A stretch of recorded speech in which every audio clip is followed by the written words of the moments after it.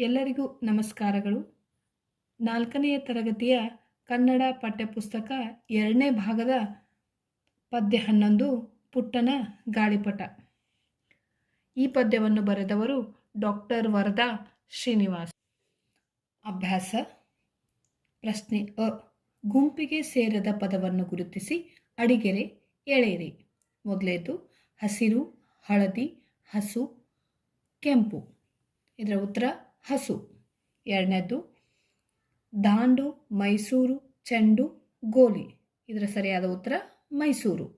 ಮೂರನೇದು ರಾಮ, ರಹೀಮ, ಜೋಸೆಫ್, ಕೋಗಿಲೆ. ಇದರ ಉತ್ತರ ಕೋಗಿಲೆ. ನಾಲ್ಕನೇದು ಆನೆ, ಮರ, ಗಿಡ, ಬಳ್ಳಿ. ಇದರ ಸರಿಯಾದ ಉತ್ತರ ಆನೆ. ಪ್ರಶ್ನೆ ಆ. ಕೆಳಗಿನ ಪದ್ಯದ ಸಾಲುಗಳನ್ನು ಪೂರ್ಣಗೊಳಿಸಿರಿ. ಗೆಳೆಯರು ಪಟವನ್ನು ಬಿಡಿಸಿದರು, ಪುಟ್ಟಗೆ ಕೊಟ್ಟು ನಗಿಸಿದರು, ಪುಟ್ಟನ ಜಂಬವು ಕರಗಿತ್ತು, ಪಟವದು ಎಲ್ಲರ ಪಾಲಾಯಿತು. ಪ್ರಶ್ನೆ ಈ.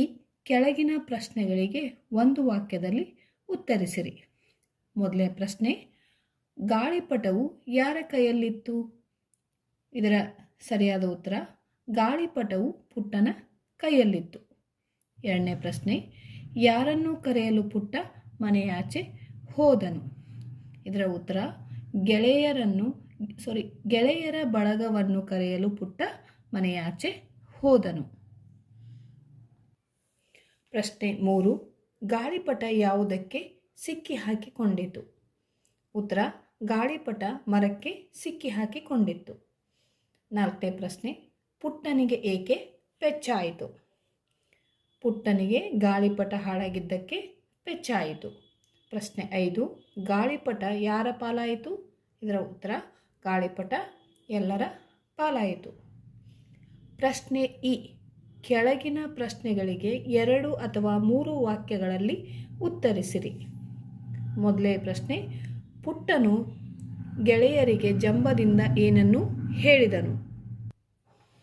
ಇದರ ಉತ್ತರ ಪುಟ್ಟನು ಗೆಳೆಯರನ್ನು ನೋಡಿ ಜಂಬದಲ್ಲಿ ಹಾಡುತ್ತಾ ಹತ್ತಿರ ಉದ್ದದ ಬಾಲಂಗೋಚಿ ಇರುವ ಹಾಗೂ ಗಗನಕ್ಕೆ ತಲುಪಿಸುವ ಹಾಗೆ ಇರುವ ಹಸುರಿನ ಹಾಳೆಯ ಗಾಳಿಪಟ ಇದೆ.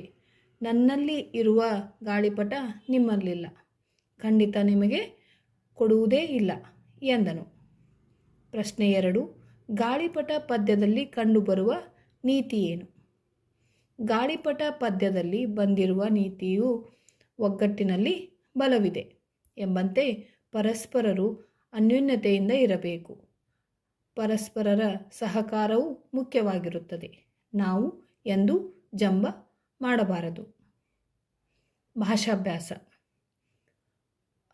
ಮಾದರಿಯಂತೆ ಬಿಡಿಸಿ ಬರೆಯಿರಿ. ಮಾದರಿ ಮನೆಯಾಚೆ. ಮನೆಯ ಪ್ಲಸ್ ಆಚೆ. ಮೊದಲೇದು ಕುಣಿದಾಡಿ. ಕುಣಿದು ಪ್ಲಸ್ ಆಡಿ. ಎರಡನೇದು ಓಡೋಡಿ. ಓಡಿ ಪ್ಲಸ್ ಓಡಿ. ಮೂರನೇದು ಪೆಚ್ಚಾಯಿತು. ಪೆಚ್ಚು ಪ್ಲಸ್ ಆಯಿತು. ಪಾಲಾಯಿತು. ಪಾಲು ಪ್ಲಸ್ ಆಯಿತು. ಪ್ರಶ್ನೆ ಆ. ಸ್ವಂತ ವಾಕ್ಯದಲ್ಲಿ ಬರೆಯಿರಿ. ಮೊದಲೇದು ಗಾಳಿಪಟ. ನಾವು ಗಾಳಿಪಟ ಹಾರಿಸುತ್ತೇವೆ. ಎರಡನೇದು ಬಳಗ. ನಮ್ಮೂರ ಜಾತ್ರೆಗೆ ನಮ್ಮ ಬಳಗದವರು ಬಂದಿದ್ದರು. ಮೂರನೇದು ಜಂಬ. ಅತಿಯಾದ ಜಂಬ ಒಳ್ಳೆಯದಲ್ಲ. ನಾಲ್ಕನೇದು ಕರಗು. ಕಷ್ಟದಲ್ಲಿ ಇರುವವರನ್ನು ಕಂಡರೆ ನಮ್ಮ ಮನಸ್ಸು ಕರಗುತ್ತದೆ. ಧನ್ಯವಾದಗಳು.